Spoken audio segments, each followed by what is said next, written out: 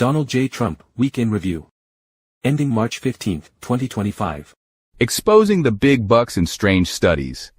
Agriculture Secretary Brooke Rollins just canceled a $600,000 grant meant to study menstrual cycles in transgender men, intersex, and non-binary folks. She pulled the plug after the American Principles Project flagged it. The grant was meant to run till 2027, looking into using natural fibers like hemp in hygiene products. Rollins made this announcement on X, thanking APP for the heads up. So what do y'all think? Good call or not? Let us know in the comments. Trump's border wall, back in action. On March 9, 2025, the Trump administration restarted construction of the border wall in Hidalgo County, Texas. These new 18-foot panels are replacing old 6-foot guardrails. The goal? Complete the entire U.S.-Mexico border wall by 2029. Vice President J.D. Vance has stated that this is a top priority, backed by new executive orders. These orders also involve deploying troops and enhancing border security with advanced technology. Asylum regulations have tightened, and there's a significant increase in ICE arrests and deportations. February 2025 saw a record low in migrant apprehensions. In addition, the Pentagon plans to increase the number of active duty and National Guard troops at the border to 10,000. President Trump said on this week's Sunday Morning Futures that Ukrainian President Zelensky took money from the Biden administration like candy from a baby. Trump said it was like taking candy from a baby, what he did. He's a smart guy, and he's a tough guy. And he took money out of this country under Biden like it was so easy with that same attitude. I just don't think he's grateful. We gave him, in my opinion, $350 billion. Europe is in for $100 billion.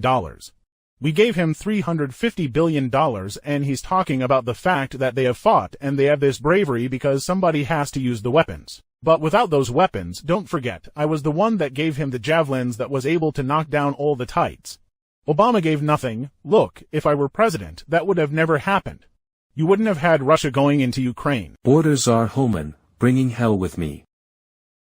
Trump's border czar Tom Homan, speaking to Breitbart News, vowed to bring hell to Boston, targeting illegal immigrants who commit serious crimes, especially child sex predators. Speaking after CPAC, he justified his stance by citing the ICE removal of 9 such offenders from Massachusetts. Homan criticized Boston's mayor for opposing him and questioning why a child rapist was released, evading ICE for nearly 2 years. He expressed outrage over potential further assaults, pledging to pursue not just Boston but all illegal aliens nationwide who harm children, calling them the worst of the worst. Illegal self-deport with app. The Department of Homeland Security has repurposed the CBP One app and announced it will become the CBP Home app to facilitate self-deportation. The updated app allows aliens to notify the U.S. government of their intent to depart the United States.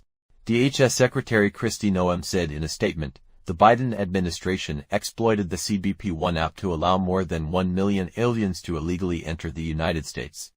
With the launching of the CBP Home app, we are restoring integrity to our immigration system. The CBP Home app gives aliens the option to leave now and self-deport, so they may still have the opportunity to return legally in the future and live the American dream. If they don't, we will find them, we will deport them, and they will never return. Secretary Rubio cancels 83% of USAID. Quote, after a 6-week review, we are officially canceling 83% of the programs at USAID. The 5,200 contracts that are now canceled spent tens of billions of dollars in ways that did not serve, and in some cases even harmed, the core national interests of the United States. In consultation with Congress, we intend for the remaining 18% of programs we are keeping, approximately 1,000, to now be administered more effectively under the State Department. Thank you to DOJ and our hardworking staff who worked very long hours to achieve this overdue and historic reform. End quote. The Trump administration last month placed USAID direct hire staffers around the world on leave except those deemed essential, while others were fired or placed on administrative leave, as Breitbart News reported. DOJ deactivates 200,000 federal credit cards. The Elon Musk-led Department of Government Efficiency deactivated over 200,000 credit cards across 16 federal agencies after an audit identified unused or unneeded cards. Agencies like the Interior Department had nearly 60,000 cards canceled and HHS over 45,000. Despite progress, 4.6 million cards remain active. A DoD Inspector General report highlighted misuse, including $500,000 spent at casinos and $1.2 billion in unreviewed transactions. Targeting for million cards linked to 90 million transactions, Doge claims $105 billion in taxpayer savings, though the effort continues with more inefficiencies to address. President Donald Trump buys a Tesla. President Trump was greeted by a convoy of Tesla electric vehicles today at the White House after he said last evening he would be buying one of the company's cars in support of Elon Musk.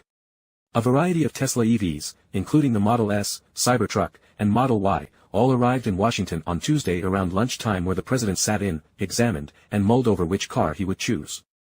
White House Press Secretary Caroline Leavitt told reporters today that President Trump would be paying full market price for the vehicle. CEO Elon Musk was alongside Trump to help make his decision. After mulling the decision for several minutes, President Trump seemed to have gravitated toward the Tesla Model S Plaid in deep red, the company's quickest and most luxurious offering. Trump said, "The one I like is that one, Model S. And I want that same color. I'm going to give Tesla a check. I don't want a discount." Trump victory as Canada backs down.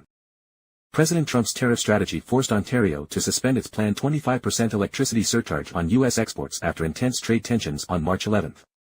Ontario Premier Doug Ford backed down following talks with Commerce Secretary Howard Lutnick, though Trump proceeded with 25% tariffs on Canadian steel and aluminum, effective midnight March 12, with no exemptions.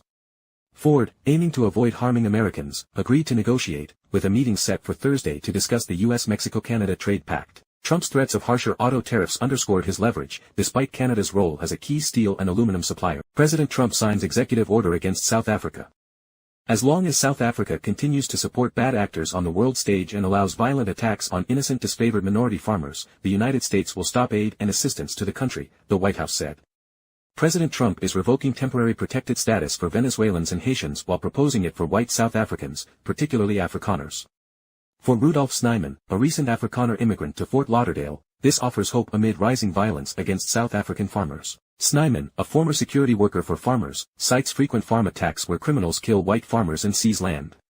The policy shift has fueled both support and protests in South Africa. The White House said Trump is also going to announce a program to resettle white South African farmers and their families as refugees. Trump to speed up deportation with Alien Enemies Act.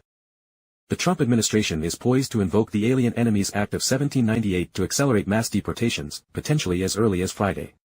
This 18th-century statute grants the president broad power to deport undocumented immigrants, targeting the Venezuelan crime group Tren de Aragua, a Venezuelan organized crime group active in the U.S. and beyond. Discussions across agencies have focused on implementing this law, though legal experts warn of likely court challenges. The move aims to expedite removals, with Tren de Aragua as the primary focus, amid ongoing planning. CNN reported that multiple agencies are discussing the use of a legal authority to target Tren de Aragua, recently labeled a foreign terrorist organization, as Trump administration officials prepare to enact the law. Mob storms Trump Tower.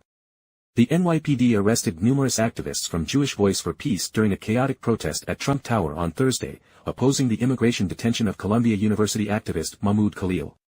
Khalil, a permanent U.S. resident married to an American, was arrested Saturday and faces deportation despite no charges. President Trump called the deportation the first of many, targeting students he labels pro-terrorist and anti-American. Supporters argue it's a free speech violation, sparking protests nationwide, including hundreds outside a Manhattan courthouse Wednesday. At Trump Tower, police dragged out red-shirt protesters chanting for Khalil's release. A judge temporarily halted his deportation Monday. He's detained in Louisiana. Trump threatens a 200% tariff on European wine. President Donald Trump threatened a 200% tariff on European wine and champagne, escalating a trade war after the EU imposed a 50% tariff on American whiskey and other goods. The EU's move retaliated against Trump's 25% tariffs on steel and aluminum. Writing on Truth Social, Trump called the EU hostile and vowed to boost U.S. wine industries, despite not drinking alcohol himself.